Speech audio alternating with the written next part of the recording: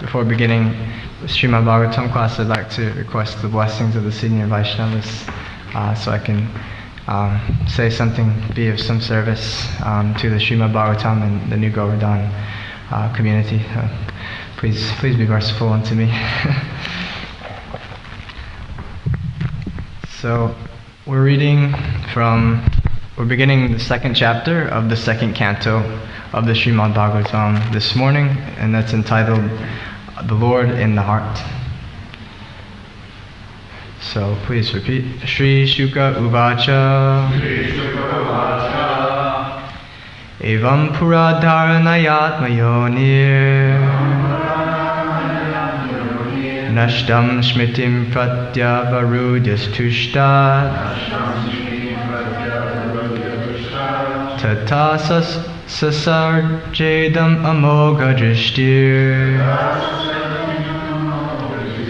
Yatapyat Pyayat Pragyavasaya Bhuti.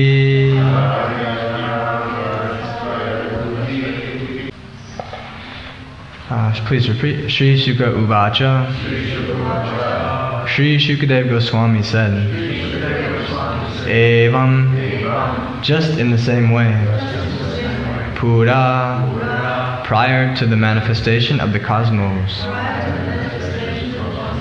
Dharanaya, by such a conception, Atmayoni, of Brahmaji, Nashtam, lost, Smritim, remembrance, Pratyavarudya, by regaining consciousness, Tushtat, because of appeasing the Lord, Tata, thereafter, Sasarja, created, Idam, this material world, Amoga Drishti, one who has attained clear vision, Yata, as, Apyayat, created, Prak, as formerly, Vyavasaya, ascertained, Buddhi, intelligence. Translation and purport by His Divine Grace A.C. Bhaktivedanta Swami Srila Prabhupada. Srila Prabhupada ki jai. Shri Shukadev Goswami said, formerly, prior to the manifestation of the cosmos, Lord Brahma, by meditating on the Virat Rupa, regained his lost consciousness by appeasing the Lord. Thus, he was able to rebuild the creation as it was before. Please repeat. Shri Shukadev Goswami said, formerly, prior to the manifestation of the cosmos, Lord Brahma, by meditating on the Virat Rupa, regained his lost consciousness by appeasing the Lord. Thus he was able to rebuild the creation as it was before. Purport. The example cited herein of Sri Brahmaji is one of forgetfulness. Brahmaji is the incarnation of one of the mundane attributes of the Lord. Being the incarnation of the passion mode of material nature, he is empowered by the Lord to generate the beautiful material manifestation. Yet, due to his being one of the numerous living entities, he is apt to forget the art of his creative energy. This forgetfulness of the living being, beginning from Brahma down to the lowest insignificant ant, is a tendency which can be counteracted by meditation on the Virat Rupa of the Lord.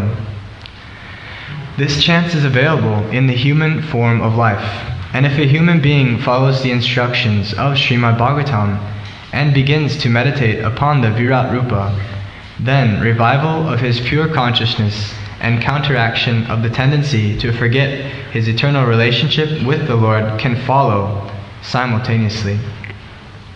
And as soon as this forgetfulness is removed, the Vyavasayi Buddhi, as mentioned here and in the Bhagavad Gita 2:41, follows at once. This ascertained knowledge of the living being leads to loving service to the Lord, which the living being requires. The kingdom of God is unlimited. Therefore, the number of the assisting hands of the Lord is also unlimited. The Bhagavad Gita 13:14 asserts that the Lord has his hands, legs, eyes, and mouths in every nook and corner of his creation. This means that the expansions of differentiated parts and parcels called jivas, or living entities, are assisting hands of the Lord, and all of them are meant for rendering a particular pattern of service to the Lord. The conditioned soul, even in the position of a Brahma, forgets this by the influence of illusory material energy generated out of false egoism. One can counteract such false egoism by invoking God consciousness. Liberation means getting out of the slumber of forgetfulness and becoming situated in the real loving service of the Lord, as exemplified in the case of Brahma. The service of Brahma is the sample of service in liberation, distinguished from the so-called altruistic services full of mistakes and forgetfulness. Liberation is never inaction, but service without human mistakes. Namo Vishnu Padaya Krishna Prasthaya Bhutale Srimate Bhaktivedanta Swami Niti Namine Namaste Saraswati Devi Gauravani Prachayane Nirvisesha Shunyavadi Pashyata Deshatarne Jaya Shri Krishna Chaitanya Prabhu Nityananda Shri Advaita Gadadhar Srivasadi Gaura Bhakta Vrinda. Hare Krishna Krishna Krishna Hare Hare Hare Rama Rama Rama Hare Hare. Don't want to forget that one. Thank you, Lalanath Prabhu. So we're continuing to hear Shukadev Goswami's, the beginning of Shukadev Goswami's talk to Maharaj Parikshit. This is the second message. This is a transition verse from the previous message that he was speaking about the Virat Rupa, the universal form.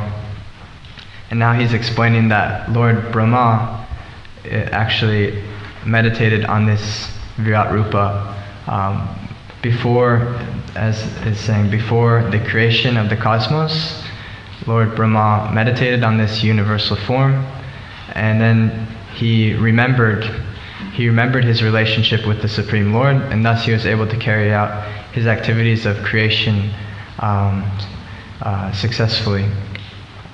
So this is a transition period in the Srimad Bhagavatam. We're going to go on to hear about the Lord in the heart, the Super Soul, and then we're also, Lord Brahma will begin to become a very prominent factor in the rest of this chapter, explaining how he creates the cosmos.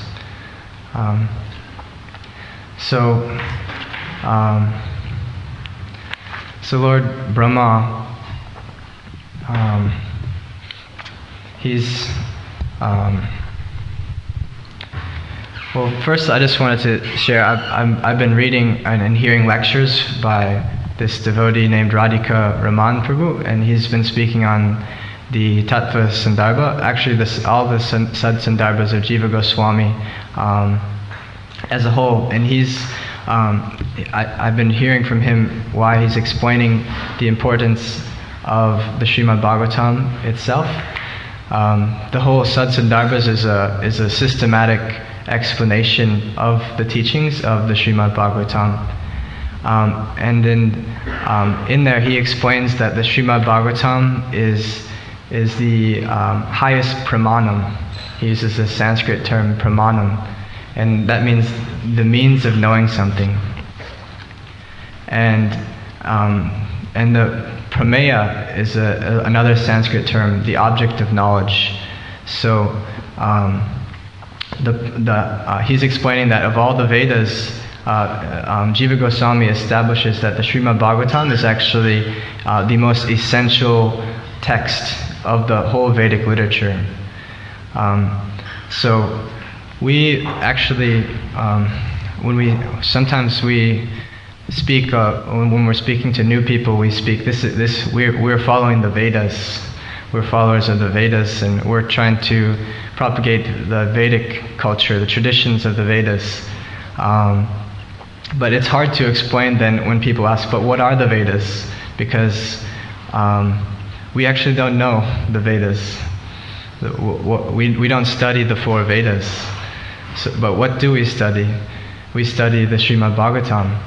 So Jiva Goswami explains why this is okay, actually. It's okay to actually only study the Srimad Bhagavatam, and then you understand the essence of the whole theology of these Vedas and the tradition of the Vedas. So he explains, he uses the example of Vyasadeva, the section of the Bhagavatam where Vyasadeva is feeling dissatisfied with his compilation of the Vedas. So he's feeling dissatisfied after compiling the Vedas, and then Narada Muni comes to him, and then he explains that you haven't directly glorified the Supreme Lord enough. And so if the author of the Vedas, this is where it comes in, that if the author of the Vedas isn't satisfied with his work of breaking down the 4 Vedas, and then in turn he translates, he writes down this Purana, this Bhagavat Purana, and then Narada Muni is satisfied with his work, and Vyasadeva, if he's satisfied with this work. So also we accept the Bhagavad Gita as one of the essential texts from the Vedic tradition, and what does the Bhagavad Gita say about the Vedas, the 4 Vedas? Does anybody know what the Bhagavad Gita says about the 4 Vedas?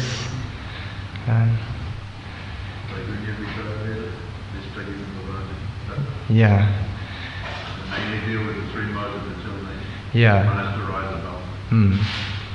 Yeah, he explains that, as Maharaj said, that the Vedas mostly deal with the interactions of the 3 modes of material nature, and he instructs Arjuna to go beyond these things. And that he also says then, Vedaischa sarver aham eva vedyo. By all the Vedas, actually, I am to be known.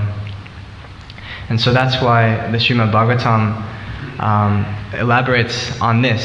So it goes directly into the subject matter in a readable format also. The Vedas, like it says in the Bhagavad Gita, are filled with information how to rise up to the heavenly planets, how to carry out your material life in such a way that you will go to the heavenly planets. But the Srimad Bhagavatam begins by throwing out that this is not the essence of the Vedas. The essence of the Vedas is, he says, not this dharma projita kaitavo chaparamo nirmatsaranam satam. He says that the Bhagavatam rejects all religious activities which are materially motivated. And what is the Bhagavatam doing? It's searching for reality. What is the nature of reality? What is the essence of reality? And this is described in the first verse of the Bhagavatam as Satyam Param. So this is the Prameya. The Pramana, how do we know what we know? That's the Srimad Bhagavatam. And he explains this is the highest Pramana, but it's also the essential Pramana for the Gaudiya Vaishnava tradition. So, and these scholars, it's Radhika Raman Prabhu there, and there's another devotee, Krishna Kshetra Swami, and a few others who are involved with this university program. I can't remember what it's called, Vaishnava Studies through Oxford University, something like this. They're trying to present the message of Sri Chaitanya Mahaprabhu in a way that's understandable to the academic world, and they explain that they prefer to use the term Chaitanya Vaishnavas as a more understandable term instead of Gaudiya Vaishnavas. So, and the reason I'm bringing this up is just to bring in relevance to why we're hearing the Srimad Bhagavatam in the first place, because I find it's really helpful for me. So we're following the tradition of Gaudiya Vaishnavas, as Srila Prabhupada often used the term, and these devotees are using the term Chaitanya Vaishnavas in a scholarly sense, so people can understand that it's not just for the region of Gauda. There's devotees all over the world now following this tradition, and so they use this term Chaitanya Vaishnavas. So we're following this tradition of Chaitanya Vaishnavism, and in the Srimad Bhagavatam is the backbone of the teachings, and so this message. What is the message of Srimad Bhagavatam? The Prameya. Satyam Param. Satyam Param Dhimahi is the first verse of the Bhagavatam.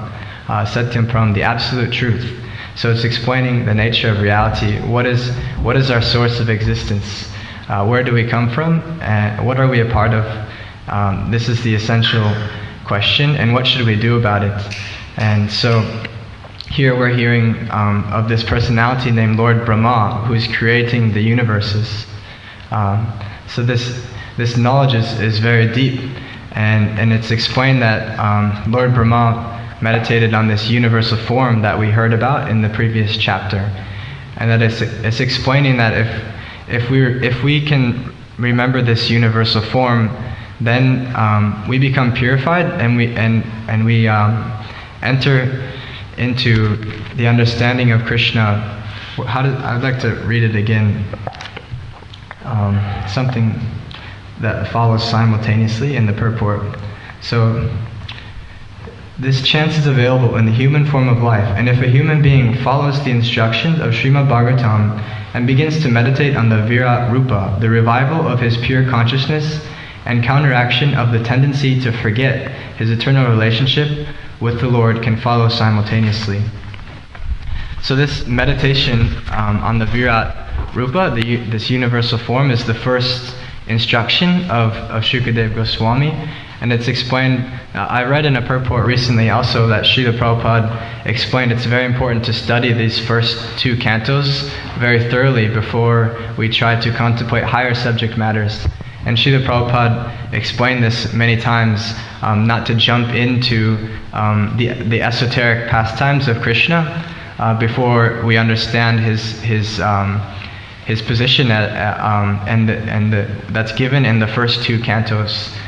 So in the first chapter of this canto, it goes through a meditation how to see Krishna within this universe, within our perception.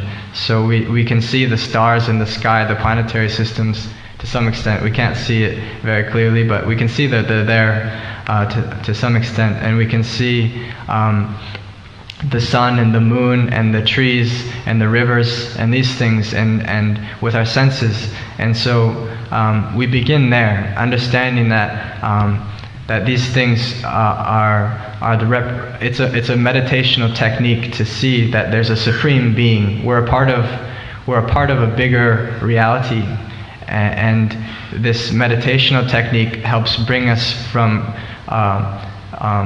in gross entanglement with just the matter that's in front of us, and we bring Krishna into it.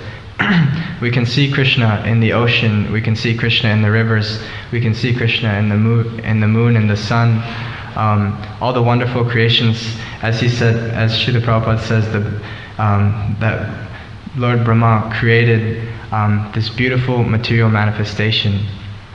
So this is the first step in God realization, as it's said in the previous chapter. And from here, the Srimad Bhagavatam goes to explain the details of the creation of the universe. So, why is this important to understand? It brings Krishna to us, where we're actually at. So we hear Krishna's pastimes in Goloka Vrindavan, they're very attractive and sweet. But there's a tendency, as Srila Prabhupada repeated again and again, to not fully understand it, not fully understand the spiritual nature of Krishna's pastimes.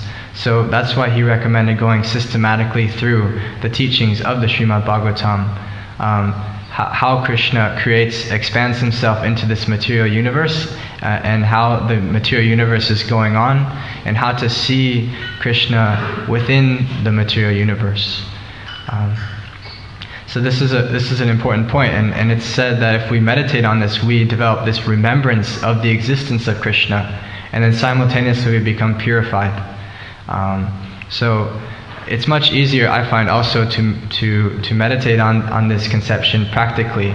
I must admit I've tried to meditate on the pastimes of Krishna in Vrindavan from time to time, just little bits here and there when I'm chanting. Try to understand. It's very difficult to hold Krishna in my mind. It's very difficult to, even though it's so sweet and it's so attractive, I still have so many distractions, so many material things going on within my mind. It's so hard to hold even these descriptions of Krishna's pastimes. But here it's described how to systematically come to that stage through first acknowledging Krishna's existence within the material universe. And this helps develop a firm intelligence, as Srila Prabhupada explains. It's in this verse, Vyavasaya Buddhi. So by developing this firm intelligence through remembering Krishna's presence within this universe, that's also mentioned in the Bhagavad Gita 2:41. So it's not so in the air, Krishna consciousness. It's not so far away. The beginning stage is an intelligent process. Beginning with seeing the presence of Krishna in front of us, and becoming purified, and also then understanding how this universe works. It's actually it's a very different and colorful conception of the universe. The conception that I grew up hearing is very bleak and boring, that there was an explosion and that we're the only ones here in the whole universe. We're not sure any other planets. We're using our telescopes to see, but we don't see any life anywhere else. It's just us, and it's just us and our problems. That's it, and we're trying to solve the problems, so bear with us. This is all that exists, just our problems, and just material problems. And it gives everybody a headache thinking about all these material problems, trying to solve it. Actually, it's explained in the Sri Ishopanishad that we can't solve the problems of this world, that we're so small in comparison to the complete whole. The complete whole is perfect. It's a perfect system, and we're just little atoms. So if a little atom tries to solve the problems of the complete whole, it's just a big stress. It's too much pressure for us to hold. We can do our part. We can try our best. We don't just give up and just be destructive by any means. But it is good to understand that there's higher beings, there's higher principles at hand. There's a cycle of the universe, and there's seasonal changes to understand. And the things that are happening in this world are happening by higher forces. And if we accept them, and through the scriptures, we can become more peaceful, because we realize that things are out of our control, and that we have to take shelter of the Supreme Lord. As only the complete whole can fix the problems of the complete whole of His creations. We're too minute to change the systems that are in place for the universal creation. And so this brings peace, and we do that means we carry out our duty, and as a means to, we accept our quota, as the Sri Ishupanishad says. We do a little bit of dharma, we accept our quota for the sake of maintaining ourselves, so we can meditate on the Supreme Lord and take shelter of the Supreme Lord. And then we become peaceful from this process. And so Lord Brahma, getting back to Lord Brahma, he's like the supreme living entity of the universe. So this is also a colorful aspect. So it's not just a big bang and random material elements coming together, and that somehow the planets form and the oceans form and the trees and all the species. Actually, there is a living entity from the beginning, kind of like Adam and Eve, but it's like Lord Brahma. the origins of the universe is this intelligent being who he meditated on the universal form of the Supreme Lord, and then he regains his consciousness, and then he begins to intelligently design the universe. Ajita Prabhu showed me this video of counteracting the conception of atheism. He explains, he asks people if they're atheists, and he says, the people at like universities, and they say, yeah, I'm atheist. And so he's like, so you believe that all of this came from nothing, just out of nothing, just came about by accident? And they said yes. And then he showed them a book. He said, so this book from nothing, nobody made this book, nobody designed it, there's no intelligence behind it, it just random came out. And so then obviously most people understood the point, and then he was explaining, so you believe that the whole universe and the way that the world is operating with the oceans and the rivers and the clouds and all these things, there's no intelligence behind it, it's just random. It comes from nothing, and there's no intelligence behind it. So this is a nice little video explaining this intelligent design. So the intelligent design is Lord Brahma. Lord Brahma is this expansion. He's an incarnation of the passion mode of material nature, and Srila Prabhupada uses the term the engineer of the universe. The engineer of the universe. So he intelligently oversees the creation of the universe, and he also helps with the maintenance. It's explained that there's 3 guna avatars who take care of the material universe. So Lord Brahma is the mode of passion. It takes care of that, the creation, and Lord Shiva is oversees the mode of ignorance, and he's involved with the devastation. So there's a cycle of creation and devastation of the universe, and Lord Shiva is involved with the devastation. He does some sort of powerful dance. He's a very powerful being, and he's involved with this destruction. And then there's Lord Vishnu, who's in the charge of the mode of goodness, the maintenance. So throughout the Bhagavatam, there's many problems that arise in the material universe. This is also a colorful aspect, that there's drama in the universal neighborhood, as Hridayananda Maharaj explains this. There's a universal neighborhood, and they have committees and meetings, and Lord Brahma is the president of the whole universe. So when the problems get out of hand, all the demigods of Swarga Loka have to approach Lord Brahma, and if he can't handle it, then he has to go pray to Lord Vishnu and the milk ocean, and then Lord Vishnu appears and solves the problems. And these events seem to also align with Lord Vishnu's plan in the first place, because he was already planning to descend. He already knew much before they came to him.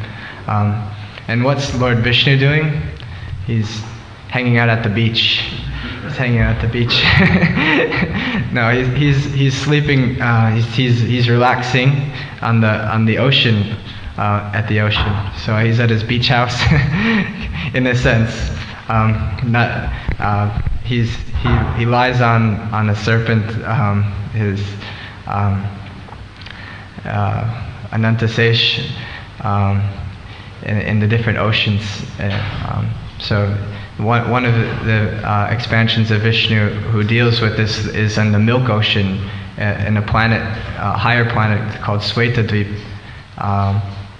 And so Lord Brahma, it's explained before the descent of Lord Krishna that Lord Brahma approached this Kshirodakshai Vishnu in the Milk Ocean and asked for him to descend, and then he said, Lord Vishnu responded that he will come as Krishna. Another interesting thing about Lord Brahma is that so he was there. He asked Lord Vishnu to descend, and he got confirmation, and then Krishna descended, and then what happened later in the pastimes is that he forgot. Explains the confidential nature of the appearance of Krishna in Vrindavan. So Lord Brahma knew that Vishnu was coming to carry out a certain function on the earth, and he was the one who asked him to come. He knew he was coming, and then some years later he went to this place and he was like, this isn't the Supreme Lord, this is just a little boy in Vrindavan playing with his friends. And so he said, I'm gonna test him, I'm gonna see, I'm just gonna make sure that this is the Supreme Lord. So he stole the cowherd boys and the cows, and then this is considered the Brahma Vimohana Lila, the Lila where Krishna bewildered Lord Brahma. So even though Lord Brahma was aware that Krishna was descending, or Vishnu was descending, and he was bewildered by this nature, as Krishna says in the Bhagavad Gita, that people don't understand him when he descends in this human form. It's very hard to understand how Krishna, as a young boy, a young cowherd boy, can be the Supreme Lord Vishnu. It's very confidential, and it's meant for a specific purpose. This sweetness, the Madhurya Rasa, the intimate relationship you can have with Krishna, it's very difficult for even demigods to understand, the topmost being Lord Brahma. So that's another aspect of who Lord Brahma is.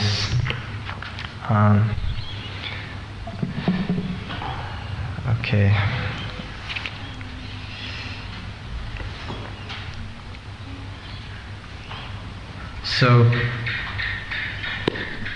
So we have the opportunity to go directly to understanding this most confidential form of the Supreme Lord by chanting the Hare Krishna Mahamantra.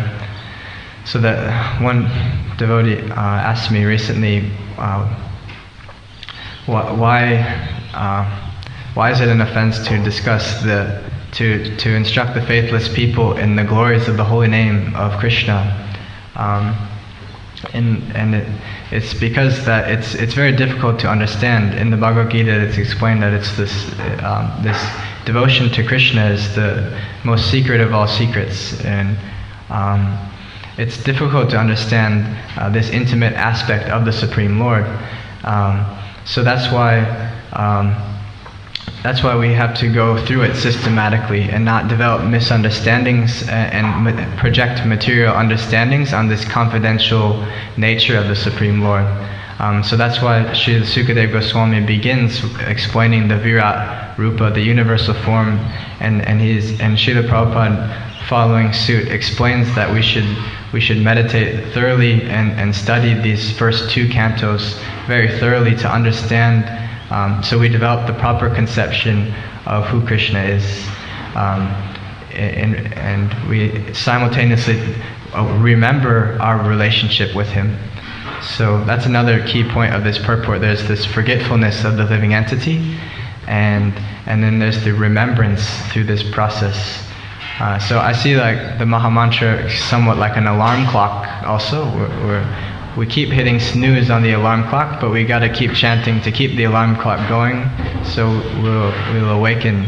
That's what is explained in this verse in the purport, that we're in a bit of a slumber due to contact with the material energy. And so the process of Krishna consciousness is a process of remembrance and awakening to our relationship with the Supreme Lord. And the Hare Krishna mantra is the alarm clock to wake us up. And so we have to keep hearing, keep listening attentively, and it takes a little while to wake up to this reality that's explained out of the dream life of material existence. So I'll stop there. I'd like to hear if there's any reflections by senior devotees. Anything you could add to it from your readings over the years, or any comments or questions or objections, criticisms of what I said. If I've said anything that is inaccurate, please let me know. It looks like I don't think there's a second mic. Actually, it hasn't been working the last couple of days.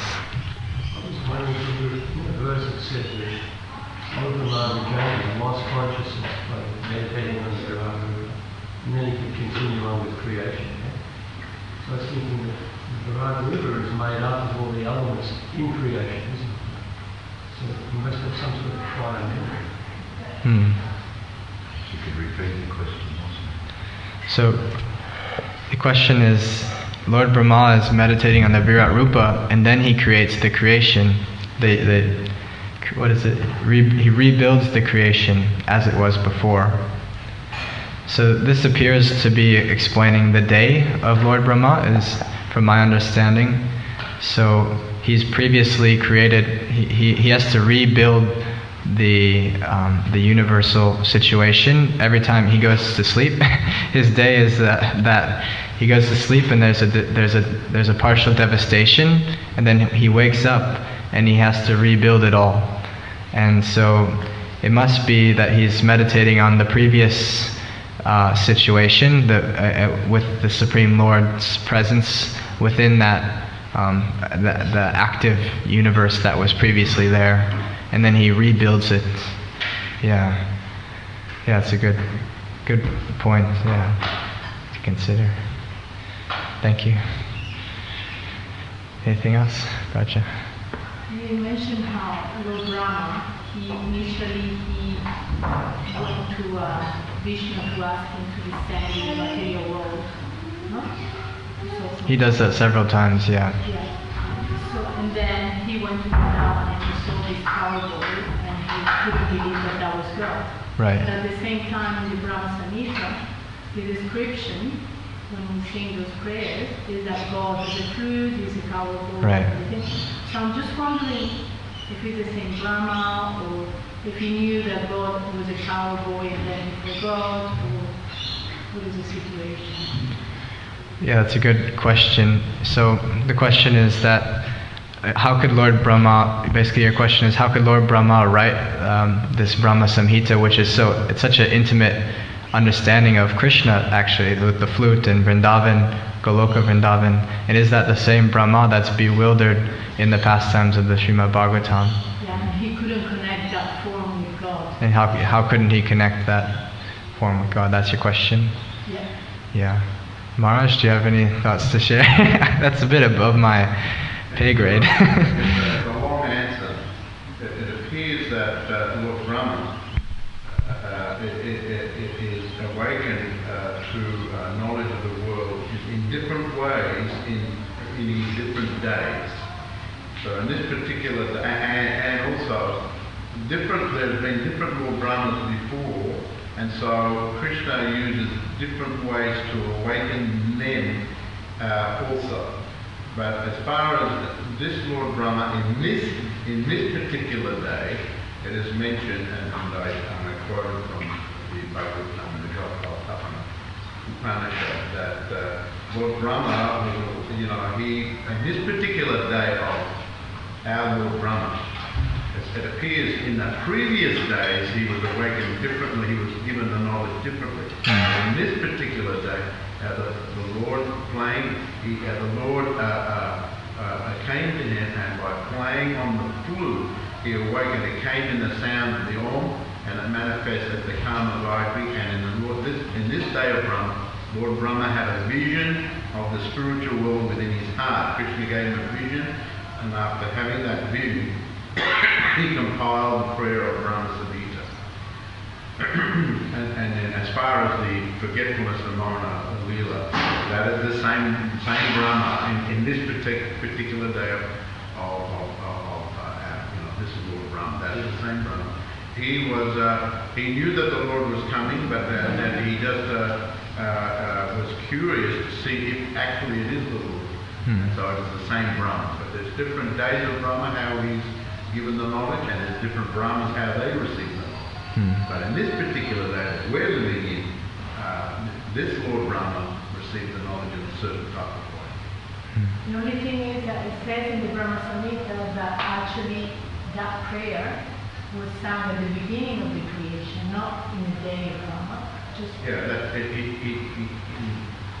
Well, I mean, there's different creations. It's this creation every day of Brahma. So when he appeared from the lotus flower, I mean, if you read... Yeah, that's right. So when he appeared from the lotus flower, that's also the beginning of the day of Brahma. He appears in the lotus... At the night time of Brahma, everyone goes into the... As Brahma Maharaj explained, everyone goes into the abdomen of Vishnu. And then he comes out every day of the lotus flower, of the creation of every day.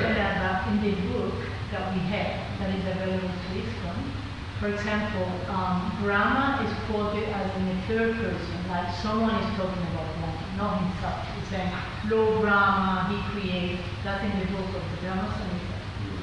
So, and also explains how at the beginning when Brahma was born, not when the day of Brahma starts, when Brahma was like to birth.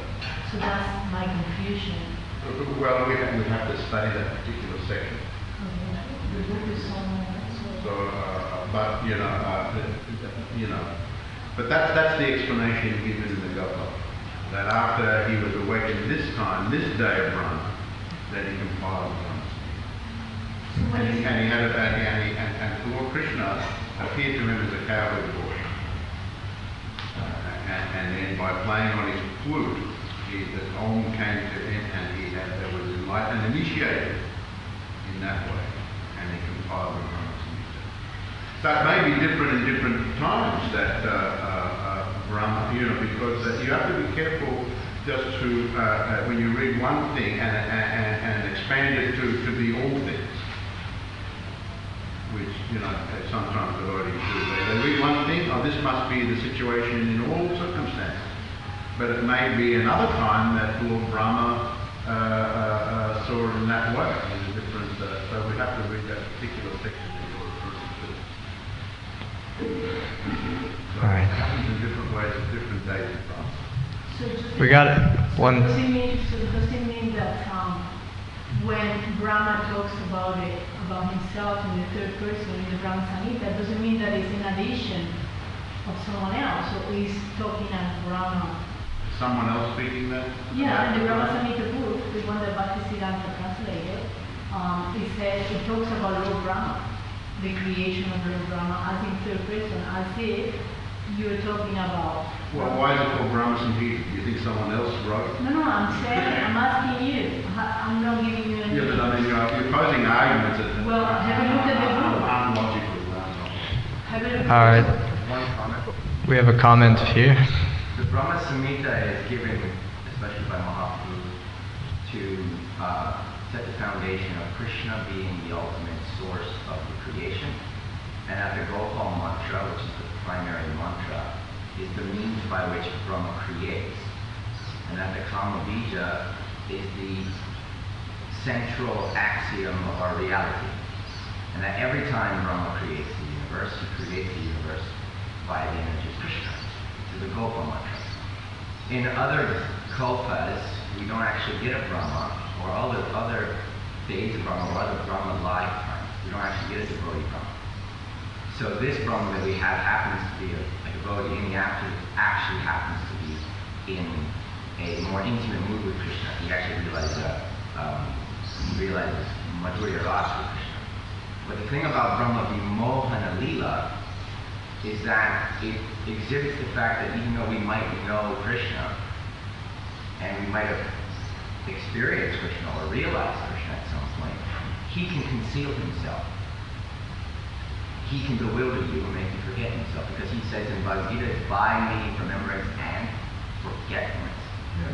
So sometimes when a devotee becomes proud, Krishna will remove their remembrance of him temporarily. For play, for Lila. Brahma, at the beginning of the creation, does learn about Krishna that way, and he creates the universe from that knowledge of Krishna. That's the only knowledge by which he could create the universe. In fact, the whole structure of our reality is embedded in that mantra. So it's not that Brahma creates, it's that he uses that mantra to let Krishna create. He does that tapasya, creation of generating through that mantra. And then in Krishna's Lila, it's because when a person, or when Brahma realized Krishna in that way, it's very mystical and very profound and very big and very awesome and very obvious what's happening. It's a darshan. But when Krishna takes his birth in Vrindavan, he does so in such a concealed way that even though people might have heard from Vasudeva and Devaki that in fact Krishna is the supreme, nobody holds that. Nanda Maharaj doesn't hold that in his mind. So everyone around Krishna in Vrindavan does not think that Krishna is God, even though they love him so much it's bewildering. So Krishna has the power, because with his energy, one of the fivefold functions of his energy is to conceal himself. And so when a devotee makes an offense to him, he often conceals himself from them. And so that's the Brahma Vimohana Lila, is the bewilderment of Brahma. Brahma knew Vishnu. Brahma knew all kinds of incarnations. Brahma saw all these avatars happen before Krishna. He saw Ram. He saw all these things. So how could he forget? How could he not understand this was Krishna? Because the avatar of Krishna is so amazing and so human-like. He plays it so human-like that people forget or cannot understand that he's in fact the same one that they realized in their meditation before. They saw from Rama's Leelas or Nrsimhadeva's Leelas, the Varaha Leelas. Brahma saw all that. I guess in that Lila, Krishna just walking his hand up to Rama. Why Krishna's Lord universe walking his hand? So the concept there is that it can come to the door so Yeah, people are having trouble following because there's no microphones, but I really thank you for the explanation of Krishna's. Just reflect back for those who couldn't hear me. The main point that I take from you is that Krishna has that ability to take away that realization for that time being as a pastime with his devotee Lord Brahma. So he understands who Krishna is, but Krishna has the potency to take away that understanding for particular reasons. Just like many times people forget Lord Shiva's importance. Thank you for sharing. Thank you all for your participation and for allowing me the opportunity to try to do some service for the Srimad Bhagavatam. And thank you very much. Srila Prabhupada ki jai. Jai Gaur Premanande Hari.